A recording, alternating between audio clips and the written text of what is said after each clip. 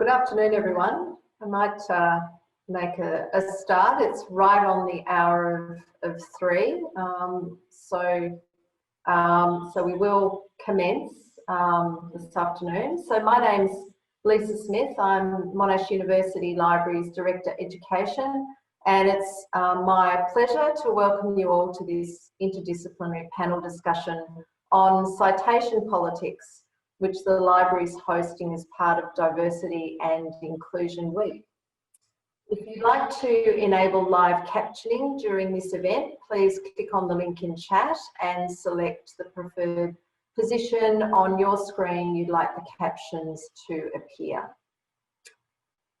I'd like to start by acknowledging the people of the Kulin Nations on whose land I'm speaking from today.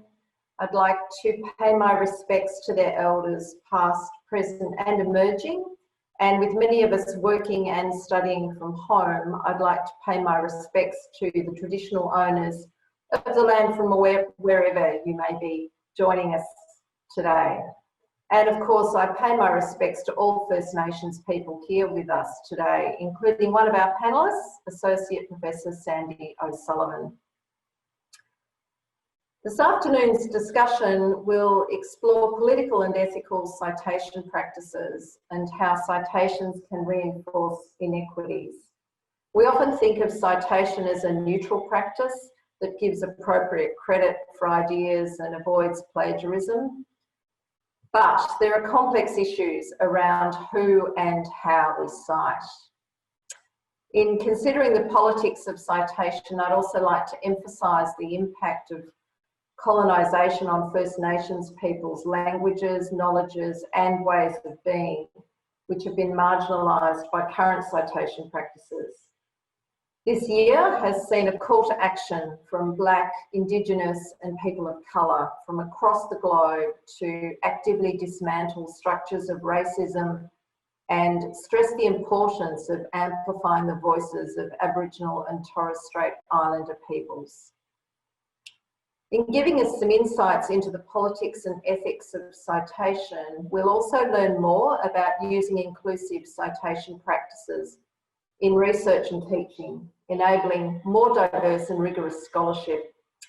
This is timely with the recent release of the APA 7th edition and the library's associated new guide to citing and referencing using that style.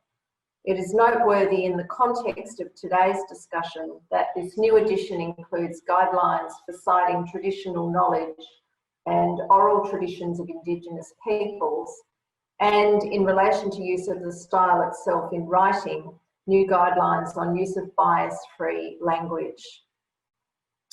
I'd now like to hand over to our facilitators, Anna Stokes and Lenise Prater, who form the social inclusion team at Monash University Library. Thank you. Thank you, Lisa. Hi everyone, I'm Anna and I'd also like to welcome you to this event. Lenise is the other member of the social inclusion team. Before I introduce our wonderful panellists, I just want to quickly cover some housekeeping details.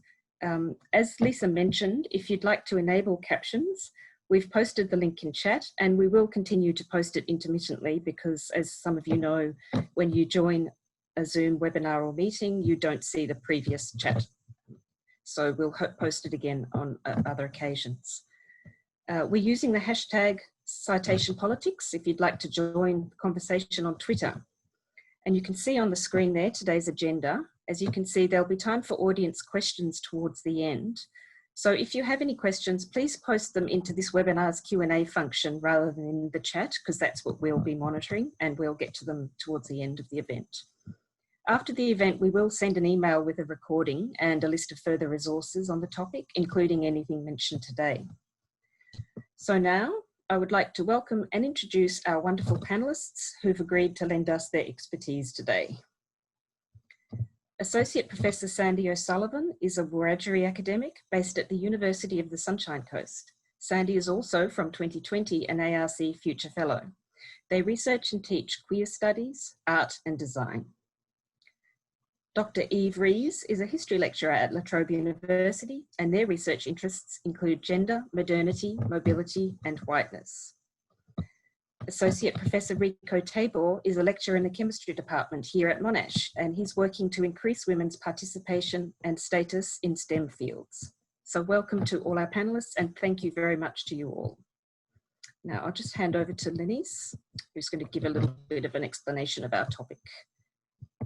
Okay, and hello everyone. So today's event, I think, is really part of an ongoing conversation. It's been going back decades about the political nature of citing and citation practices. So who we cite and how we cite has political effects on the type of knowledge that's disseminated and represented in academia, and also material effects on the lives and careers of scholars.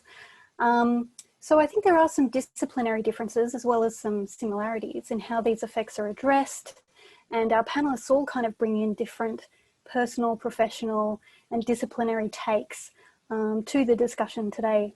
And I'll note too that Anna and I, the facilitators, we work in Monash University Library and have a stake in this too, because the library is no neutral institution. So I'll stop the share so we can all see everyone's wonderful faces. And oh, just give me one moment as I shuffle things around. There we go. So I'm going to start off. Sandy, I might ask you for our first question. So we've called this event Citation Politics, highlighting that citation's political, not neutral. So I was wondering if you could say more. What does this mean to you? In what ways do you think citation is political? In every way. I think the evidence is there in the lack of acknowledgement of, in the context of the work I do, First Nations people's contribution beyond the academy, but even the contribution in the academy is really absolutely lowballed in citation. And in some ways that's why, and I guess I'll talk about it a bit later, but that's one of the reasons that I came up with the Black Explaining 101 list of citing Black writers over white writers in terms of racism, and particularly in terms of Aboriginal and Torres Strait Islander contexts in Australia. It's crucial, and it seems like a no-brainer, but it's surprising that it's actually not happening, and that there is this push to have research that's seen as somehow distanced. And so in a whole lot of ways it's about that. And I'll just use an example. You know, I've got an instance where I had a contribution, major contribution, in fact an interview formed to a journal article that was written supposedly about me. As far as I was concerned, I was writing it with the other researcher, and a non-Indigenous researcher, and my name is in the title and I am not one of the authors. Now, it's all of my knowledge, it's all of my information, but every time I want to cite that project, I have to cite her. And that's outrageous. And it's where having new modes of citation, of acceptable citation practices for mainstream, are really helpful. Wow, I feel like I shouldn't be shocked, but I still am. Yeah. Me too. Yeah. Yeah. Can I throw to one of the other panelists the same question about, you know, in what ways do you think citation is political? Eve, yeah. Yeah, I mean, I'd echo what Sandy has said. I think that it's inherently political in every aspect. And I suppose my thinking on this question is really shaped by the work of Sarah Ahmed, who's often seen as a kind of foundational figure, speaking of citation, in terms of writing about citation politics. And, you know, she talks about it as a reproductive technology, a way we reproduce certain worlds. And in academia, we know that's a world that's dominated by the knowledge and the careers of largely white, cis, heterosexual, middle class, upper class men. And, you know, that has so many different kinds of ramifications. I mean, it has ramifications about who gets to constitute the knowledge that forms a discipline and that forms academic knowledge altogether, whose voices get to join that conversation and constitute that conversation, and whose voices are excluded. it also has massive political ramifications, as Sandy has already alluded to, in terms of individual careers. That, you know, as we know, citation is a mechanism by which you build your career through citation metrics and showing that you are esteemed and authoritative. And if it's only certain types of bodies getting that esteem, only certain types of bodies are able to rise in the ranks of academic hierarchies, and then the whole system keeps on reproducing itself. So yeah, there's, you know, politics from A to Z really embedded in it. Yeah, absolutely. Rico, did you want to finish us off? In what ways do you think citation is political? So I'm sort of here representing STEM fields.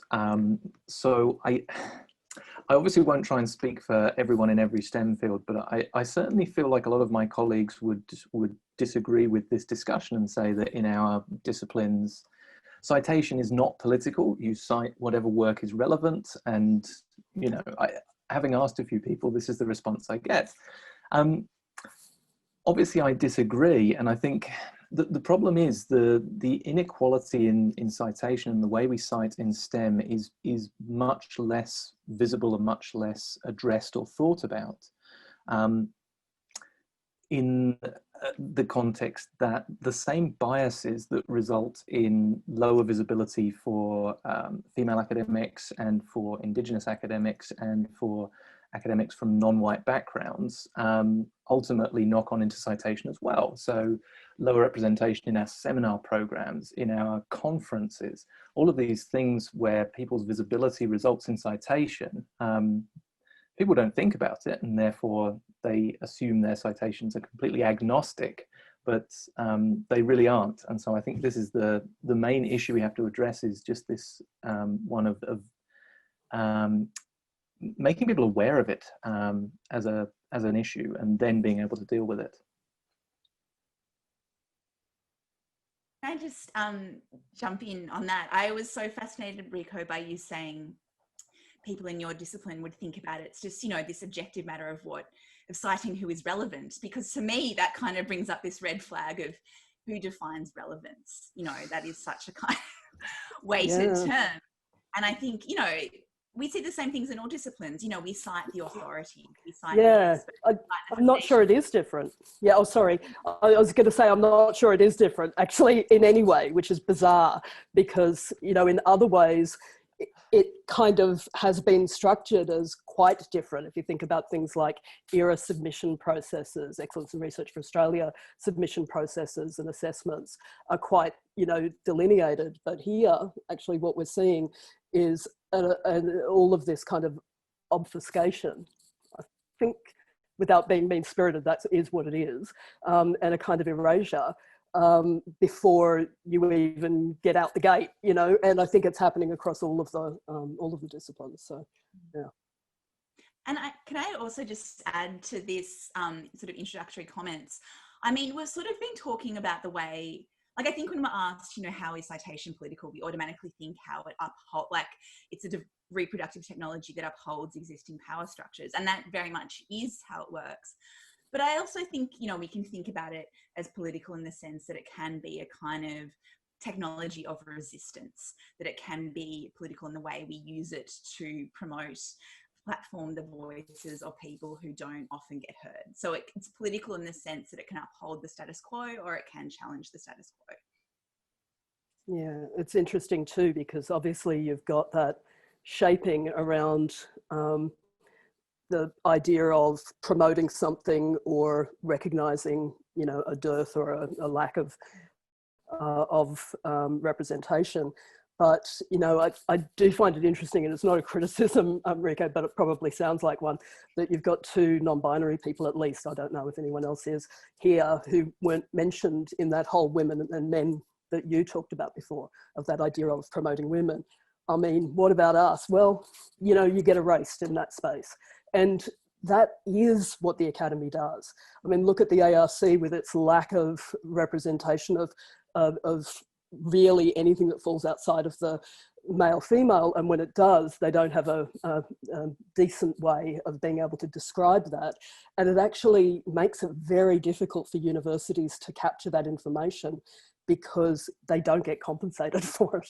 So, you know, which obviously has a huge impact on people's disclosure, researchers' disclosure. So, yeah. Boom, boom. I agree. Yeah, mic drop. Yeah. Oh, Anna, you're on mute. Thank you. I said we might move on and then realised that no one was saying anything. So that would be why. Okay, so who we cite is important, as you've all said, with research going back decades, showing that women and people of colour in particular are undercited.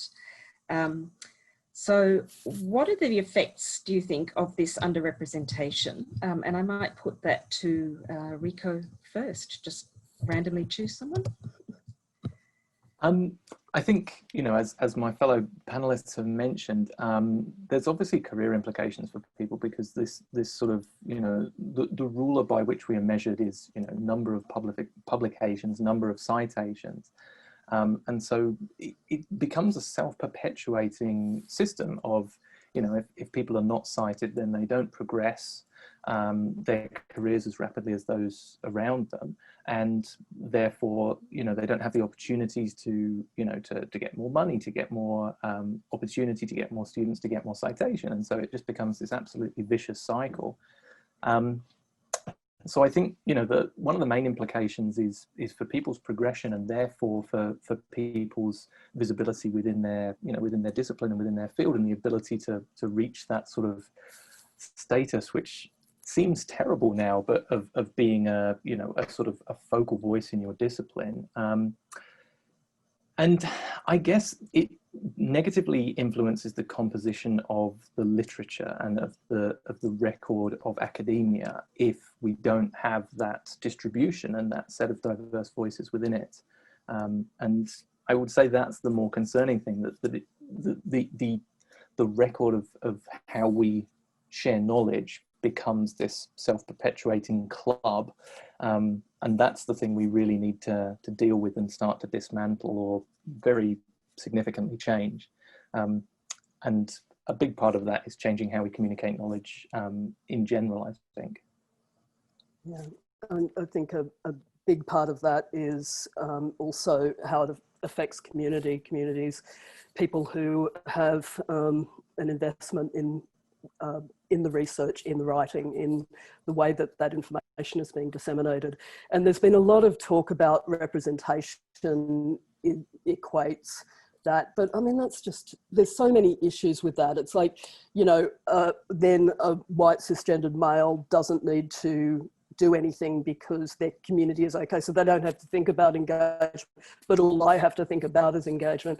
And that's, it's a nonsense. It's true that everybody needs to be thinking about that, because, you know, hopefully nobody's making research for the sake of it, and everybody's doing it to extend our understanding. And what is that? You know, that is about having kind of complex relationships to beyond the academy, you know, and beyond this academic work. And it is bizarre that that's still not a kind of key marker, and citation politics have been really problematic connected to that idea of citing only academic sources, or that somehow having greater privilege, as an example, is a part of that, but also, you know, the way that that information is held and understood. So we see Excellence in Research for Australia recognising practice research as legitimate, but we see it rarely happen in, you know, what is considered under era non-traditional, traditional forms of pub, you know, and it's kind of crazy. If the research is found in that material, that's where it's found. So, yeah. I also worry, like I agree with what Sandy and Rico have said, and I also worry that the under-citation of, you know, these groups we've been talking about, I actually fear it really undermines the quality of the knowledge and the scholarship that's being produced in the academies. Because, you know, if we think of academia as creating new knowledge to, you know, try and help the world in various ways, as we've discussed, current academic structures are incredibly conservative. They reproduce the status quo. So the new knowledge, the new ways of thinking, the new perspectives, we need to challenge that. They come from people on the margins. And if the way we value and rank knowledge does not allow people in the margins to come in and add their voices, our knowledge that we're producing is much the poorer for it. And that means our world is much the poorer for it. And relatedly, I also kind of worry whether this conservatism, it just kind of threatens the relevance of academic knowledge and academic conversations. You know, I increasingly think really relatively democratized platforms like Twitter are where there's much more like exciting intellectual conversations happening because anyone can join the conversation. And I mean, there's still, you know, their own kind of problems with hierarchy and access, but it's much more open than academia, and there's much more energy and interest there, I find, as a result. Yeah, and not to focus on individuals, but I think it's really interesting that there's so few university exec on Twitter, for instance, there to defend, explain, or discuss. I think it happens randomly across research centres, for instance, where you have heads of research centres, but I think there's lots there that don't want to open themselves up to that community interrogation, which is what it is. But yeah, I mean, absolutely, it's very clear that you know, the amount of criticisms from Aboriginal and Torres Strait Islander people that the wrong things are being researched again and again and again by the wrong people is ignored, because how would it be acknowledged? I mean, there's no throughway, there's no opportunity for interrogation of the written material and of the academy. It's not actually what it's set up to do. So.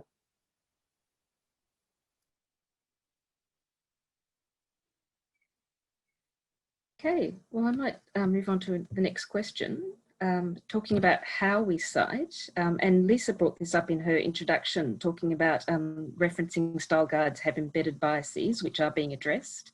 And Lisa mentioned how APA 7th has been recently released, and they've expanded their section on bias-free language.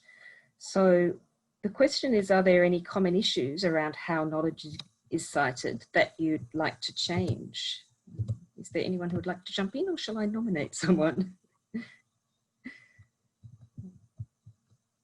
Yeah, I'm scared. I'm scared to jump in, but I think I should. I flagged it earlier, obviously, in a very personal sense. But you know, this whole issue of who you cite and how you can, you know, that the structural issues of citation are absolutely bizarre.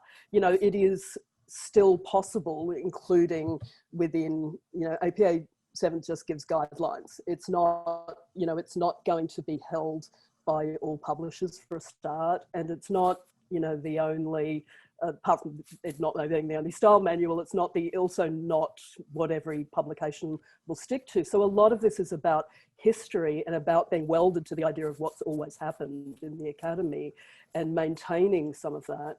And I think the challenges will be to writers submitting, editors thinking about what they'll accept or not accept.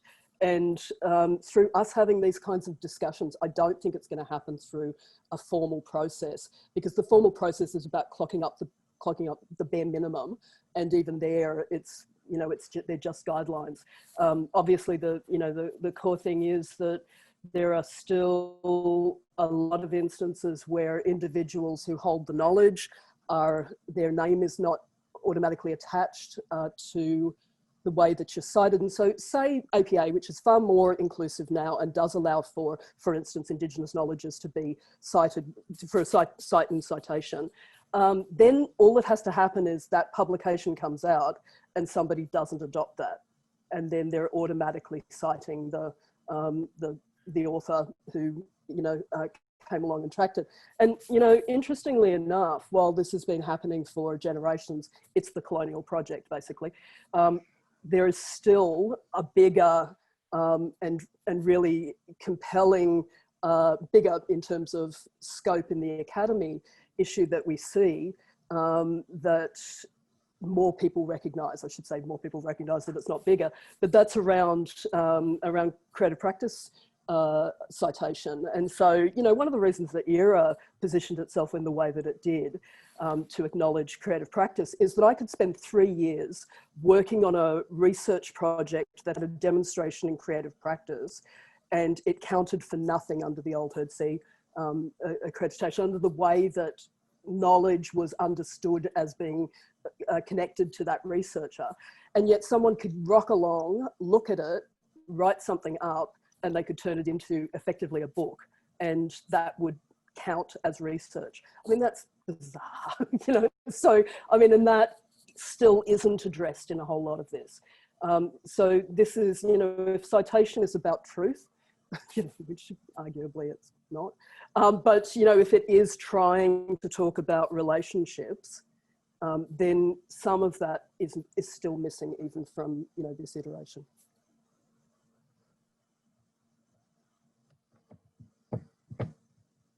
Yeah, just to add to that, I mean, I completely agree with Sandy that I think there's really, you know, massive flaws in the way in which we recognise and count and cite certain media of knowledge production and not others. And that, you know, within academia, it's, you know, the monograph, the peer-reviewed journal article, or book chapter that are the kind of basically the only really privileged forms of knowledge.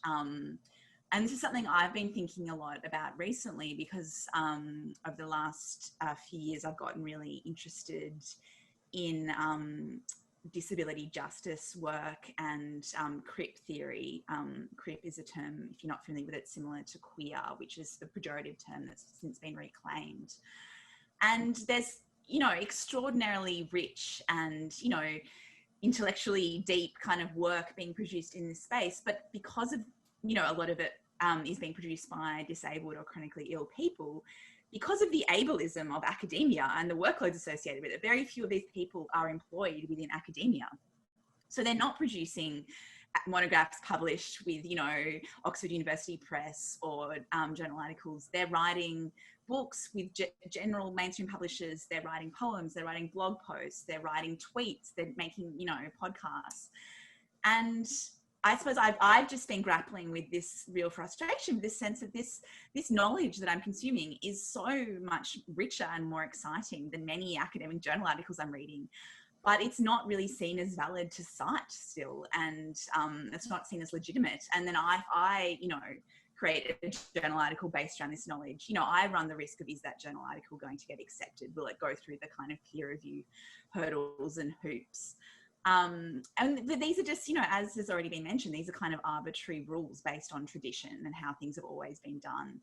And I really think, you know, people who have leadership positions need to take the lead in kind of challenging these cultural norms and, you know, creating new types, you know, just normalizing the fact that there are different types of knowledge out there that are valid and worthy to cite. And while I have the mic, I just wanted to add my other quick bugbear on this issue about how we cite, the kind of practicalities. As has already come up, you know, both Sandy and I are non-binary and use they, them pronouns. I have had a lot of pushback from editors who won't let me use they, them pronouns in my bios and kind of when I'm being discussed in academic work. And, you know, I just want to stress that that's not okay. This needs to change. You know, it's clear that the singular they, them has been around for centuries, and even if it hadn't been, you know, language is dynamic and evolving and it's in common practice. So, yeah, I just really urge all academic editors and people making these decisions to get on board and embrace the use of these pronouns because they are valid and real and more people are using them. Again, I feel like I shouldn't be shocked, but yeah, that they're telling you cannot use they, them in your bios. Yeah, well, I was told, yeah, in one instance last year, I was told it would be too confusing.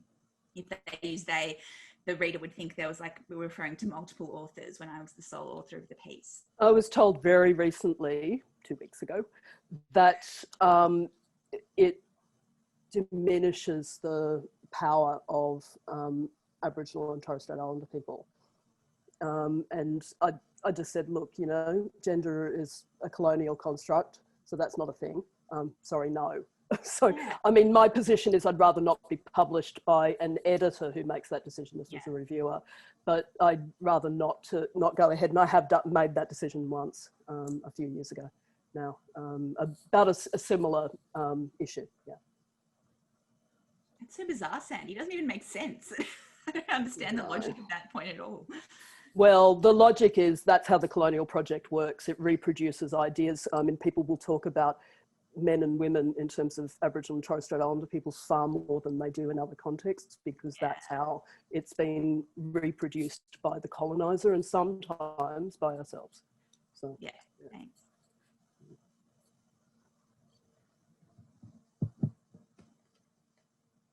Okay, I've got a few questions for individual panelists to help you kind of basically talk about the things that you're really kind of interested in. So Eve, you've generated a lot of interest with some recent tweets about citing trans folk who've previously published under their dead name. Can you tell us a bit about that conversation, and if there's any advice you can give about citing trans and gender diverse people? Yeah, sure. Thanks for asking. So, this has come up. I'm trans, and I sort of, transitioned in the midst of my academic career. So, I kind of transitioned in sort of 2018, 19, and that involved changing my name and my first name and my pronouns. And even though I'm still quite an early career academic, I started publishing academic work in 2010. So I had basically a kind of a decade's worth of work under what people sometimes call their dead name or their birth name. I call it my birth name because that just suits me, but some people call it dead name. So one of my major anxieties around transitioning is this sense of, I'm an early career academic who at that point didn't have an ongoing job. So I was on a fixed term fellowship, very anxious about whether I would get a job. And so conscious that having my work read and cited would be crucial to my academic progression. But feeling very kind of anxious and ambivalent about these works that were published under my birth name, which is Anne, and how that would kind of interact with my transition. Because, I wanted people to obviously respect my transition and respect my new name.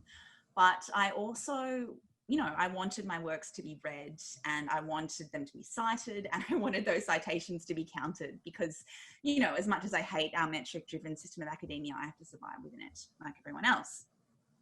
So I sort of had a lot of individual academics I know email me about how to navigate this question, and I've been thinking about it a lot myself. So that's kind of where my Twitter thread came from.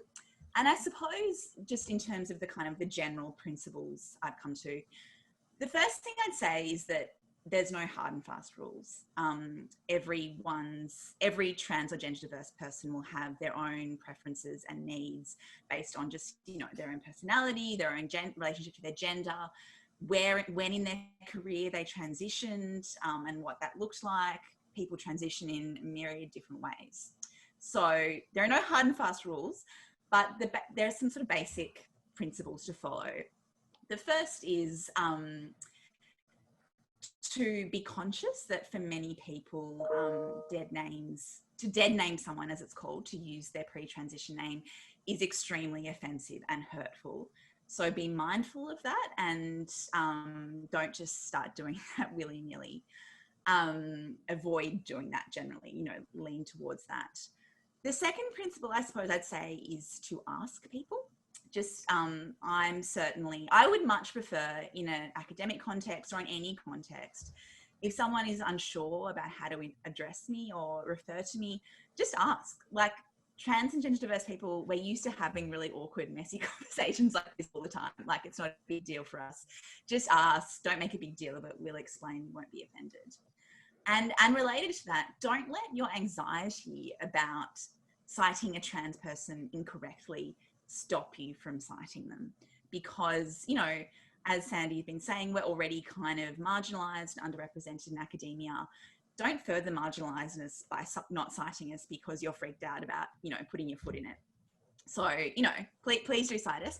And I suppose in terms of my personal preference, which again is just mine, I wouldn't want to suggest it should be done for everyone, is that if someone is citing a journal article, for instance, published under my birth name, Anne, I prefer that they, in the footnotes or the bibliography, they cite it exactly as it was published, so under Anne, because I wanted that to ensure that it gets counted by all the metrics. So not do Eve, you know, actually had written this work when it wasn't published that way, which has happened to me a few times actually. But then if you have cause to refer to me in the text, so if you're saying, you know, discussing the work and paraphrasing me, I very much want you to refer to me as Eve, because you're talking about me as a human and this is who I am now. So Eve in the text, and then you can use Anne in the footnotes. And if you're concerned that that will cause any confusion, people will think, you know, why is this scholar being referred to as Eve in one place and Anne as the other? You can just add a kind of explanatory sentence saying, you know, Eve Rees used to publish under the name as Anne. That's fine. That's all you need. So I think that's the kind of position I've come to.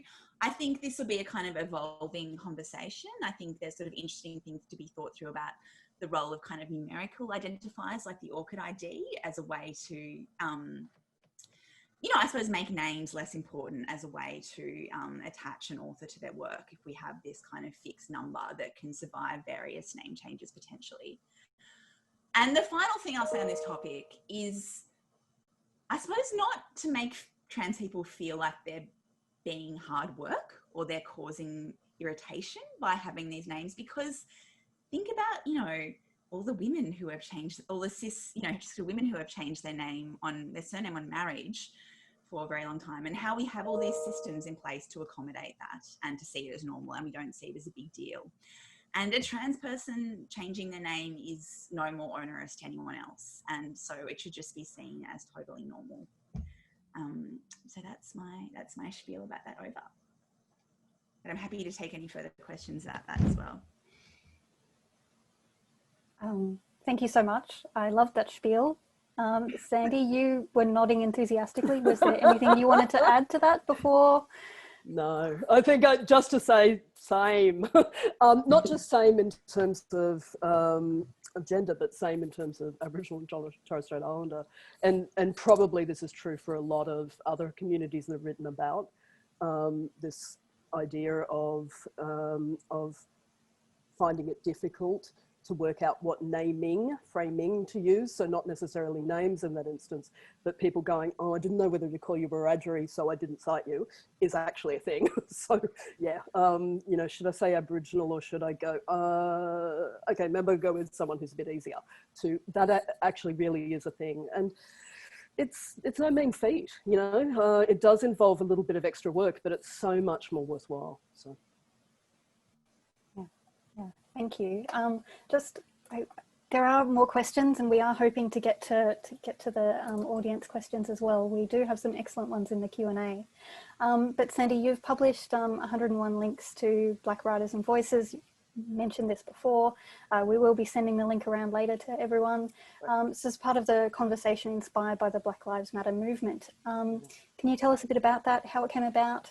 Yeah, look, the reason it was inspired by was a really kind of awful moment of realizing that when Black Lives Matter hashtag was being used, and I won't go into the detail of that because actually if you look at the list, you'll read people who are writing about this and who are going into the detail of really what Black Lives Matters meant in Australia at the time, and continues to mean and meant before that. But I will say that the real horror for me was realizing that the two main cited, and I use the term cited even though I'm talking about on Twitter, but you know, were these avidly retweeted Robin DiAngelo's White Fragility and Jane Elliott's Blue Eyes, Brown Eyes, basically two white writers writing on race and racism.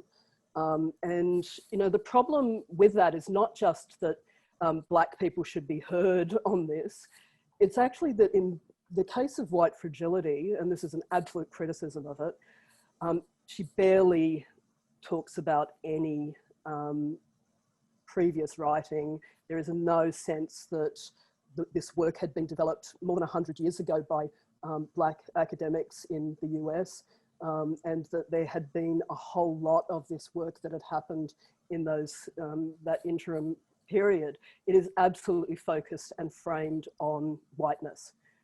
So Lauren Michelle Jackson, who's a Black academic, I just had to check her name, she, as an example, writes on cultural appropriation, and she's written a great piece on this, but there's about 20 different Black academics who've written really, really interesting criticisms. So what's missing from white fragility?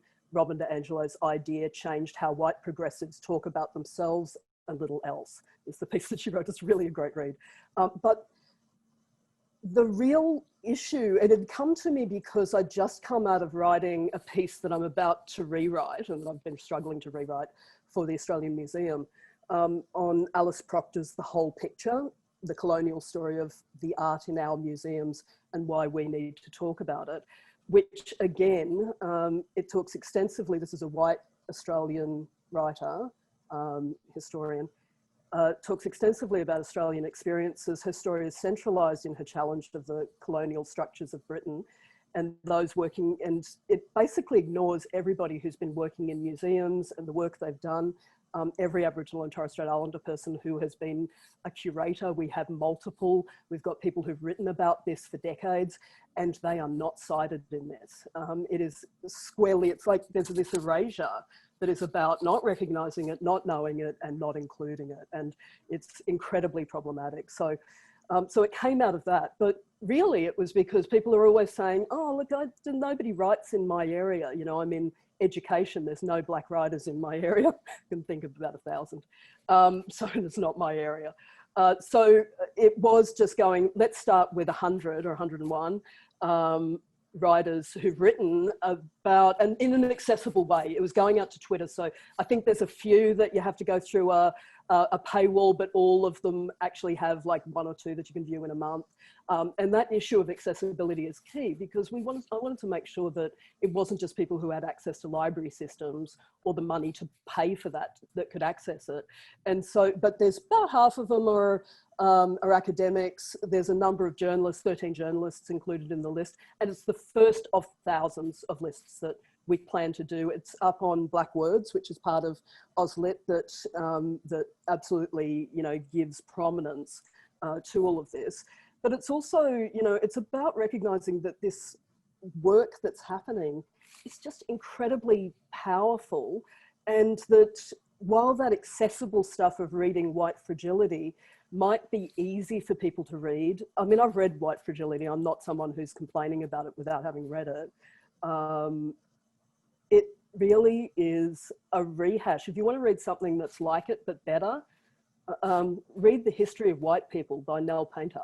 I mean, read that, it's great. Really, really interesting. And you won't be feeling guilty and then great at the end either, which is the purpose of White Fragility. And it's incredibly problematic. I love that there's a workbook that you can do, that you can buy on top of it. And, you know, this whole making money off Black people is at the heart of this. And it's deeply problematic because it's not addressed.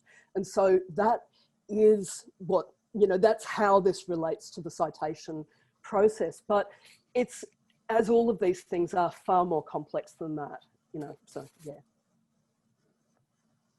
Yeah, the hour time limit is a real issue. Yeah, sorry. yeah. Speaking of which, so following on from what you were saying about trying to refer to open access things, Rico, you've been tweeting about paid open access journals, and can you give us an idea about what you see the issues are around here, or ethical considerations, maybe even when it comes to deciding where to publish?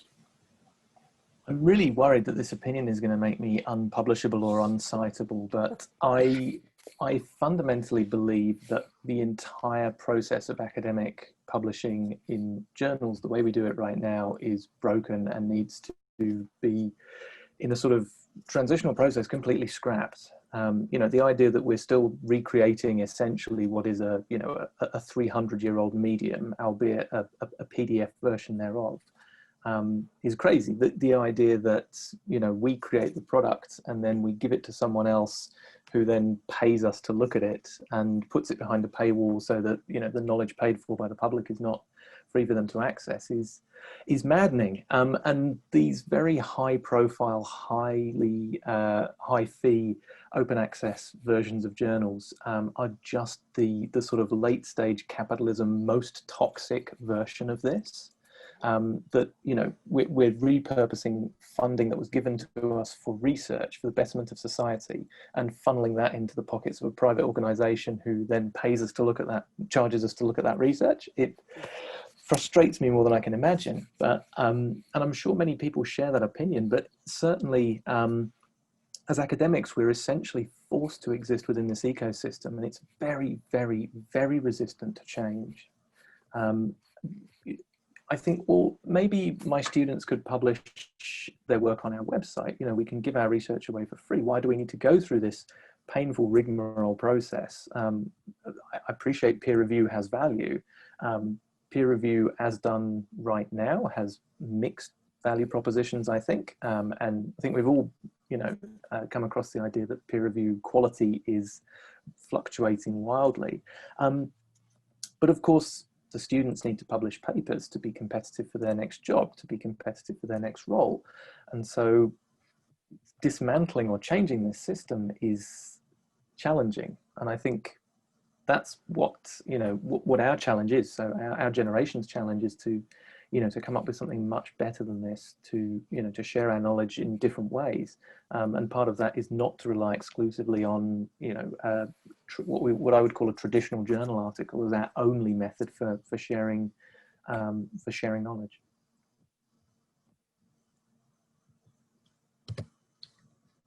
Thank you for that. We would actually like to leave a little bit of time for audience questions because they're coming in thick and fast, but we just have one final thing, just generally to all of you, how we go about changing our research practices so that our reference lists can feature more diverse voices.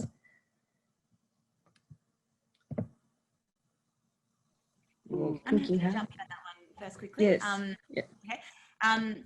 Yeah, firstly, there's kind of two main points I want to make. Like, the first is that you really need to make an effort. I mean, you know, like privilege and, you know, whiteness, they're just kind of self-perpetuating systems, and you really need to kind of push against the tide, to have a clumsy metaphor, to make them change. So you can't just kind of be good, well-intentioned and, you know, kind of scatter a few like citations to people of colour or non-binary people or women in your references and expect that things will change. You really need to make a concerted effort, because, as we've been saying, this is such an ingrained problem. The second point I'd make is in looking to do this labour and looking to make this effort, be wary of automatically going to the people in your university or in your circles who are Indigenous or trans and women and say, tell me what to do, like, give me advice, give me guidance. Because, as Sandy is laughing in recognition there, because this happens to us all the time. We get asked to do so much unpaid, unrecognised labour in addition to our, you know, ordinary jobs. We kind of become, within our institutions, these like de facto kind of experts in our like identity category. And I think, you know, I certainly find it complex because I want to, you know, I want to make things easier for other trans and gender diverse people and those who come after me, but I also get frustrated with asking to do all this labour, particularly when there are so many excellent resources already out there. So my point is, don't just go to people and ask them to do labour for you. Use the internet. Like, Google is your friend. Like, all the information you already need is out there, because, as Sandy has said, these debates have been happening for decades.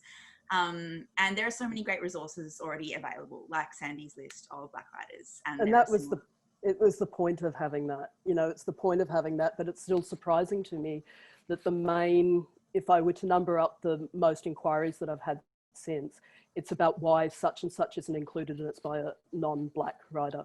You know, but it's really good, you know, like they're doing work for Black communities. So, okay, well, right?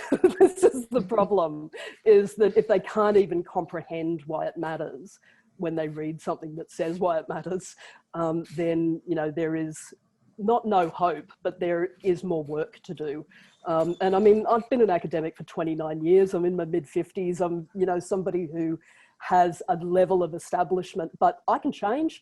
I can change the way that I'm doing things so that they're more helpful. I can change my research practice so that it's reaching a broader audience.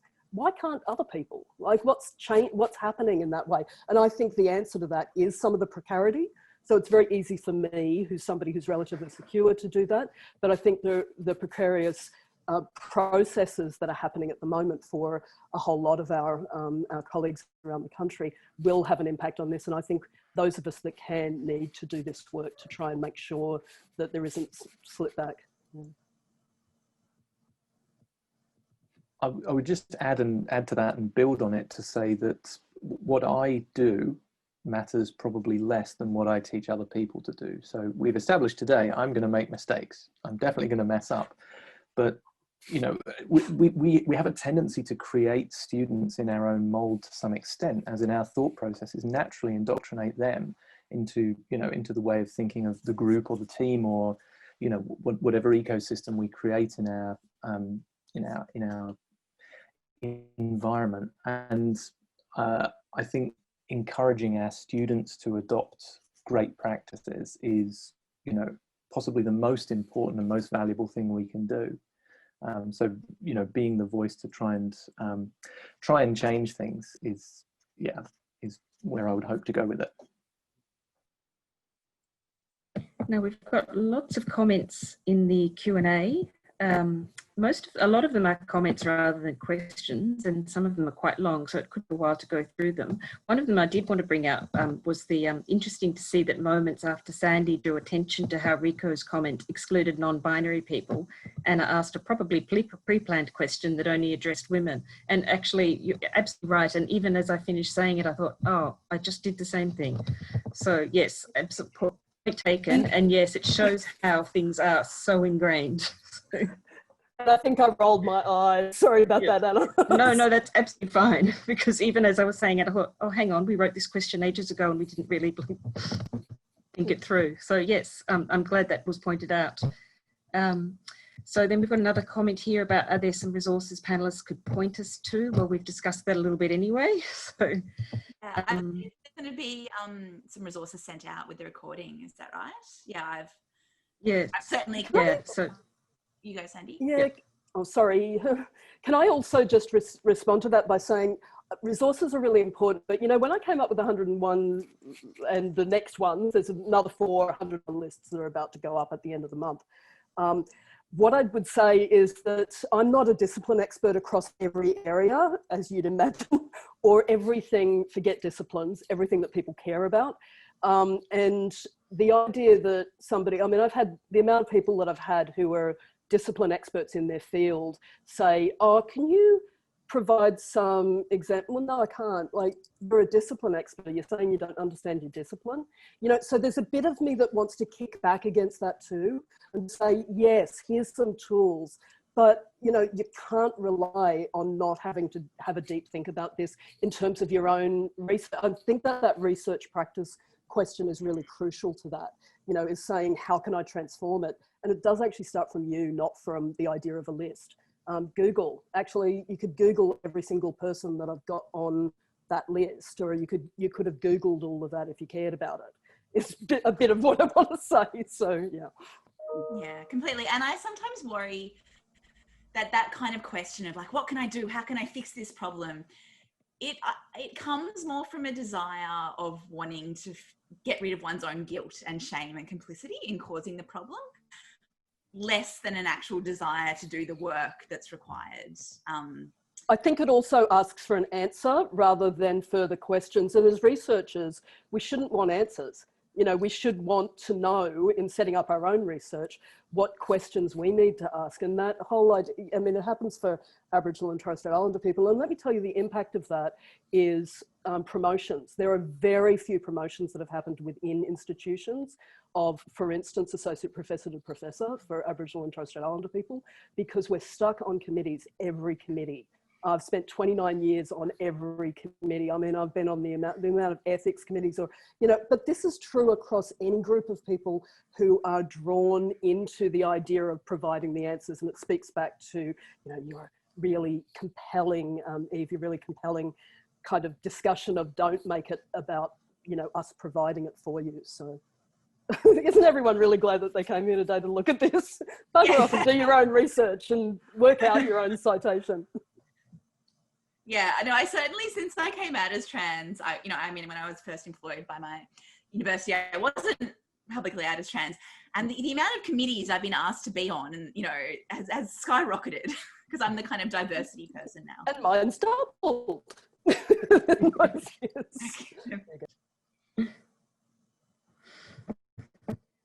All right, I'm just looking through the Q&A here. There is a comment here. In the USA, librarians have moved to frameworks that talk about knowledge as constructed and contextual rather than truth and facts. If Australia moves to this point, will we make it harder for uni students to deal with fake news? So that's slightly different. No, not necessarily. I mean, I think, again, it's about what the knowledge is and how it's being framed. I mean, I don't think that they have to connect to one another. And I think it's the role of scholarship to ensure that it doesn't. And by scholarship, I mean broad scholarship, you know, hearing communities and really being able to, and including the communities of practice, the broad, you know, news communities, and hearing what information is, you know, seen as useful. I mean useful, I don't mean right or wrong, but, you know, useful in understanding something better. And I think that, you know, I hate to say it, but the Australian Research Council is so much more progressive than every university in this country, because at least it wants this idea of impact and engagement, at least it's asking for that. Universities, of course, are very poor at responding to it, but they'll get better at it because they've set these markers. But that is about saying the impact that it has, and really how much people are actually involved in it. There's fact checking involved. You know, it's like people talking about peer review being this wonderful thing that checks facts. It's a couple of people who have expertise that in my field can be quite broad. And, you know, and then you've got Wikipedia that has like 1 million people going, that's wrong. You know, I know which one I trust more, it's Wikipedia, you know, so automatically, I mean, you know, and then you don't, because you train up a student or you train up yourself as a researcher to go, this is about variables. And again, it's that not having an answer, but having the tools to ask the questions. I think we're running very close to the yeah, we might, unfortunately, I'm kind of fascinated, but also my cat requires feeding. Hence the tail going back and forth. But I would like to thank deeply the panelists for joining us, for bringing their expertise, eloquence to this conversation. And I would also like to thank the participants who've joined us today to kind of learn more and asking questions. So we will be sending around an email with follow-up kind of, we'll cite our sources in a follow-up email. And yeah, please do check out the Citation Politics hashtag on Twitter, where we can continue the conversation there too.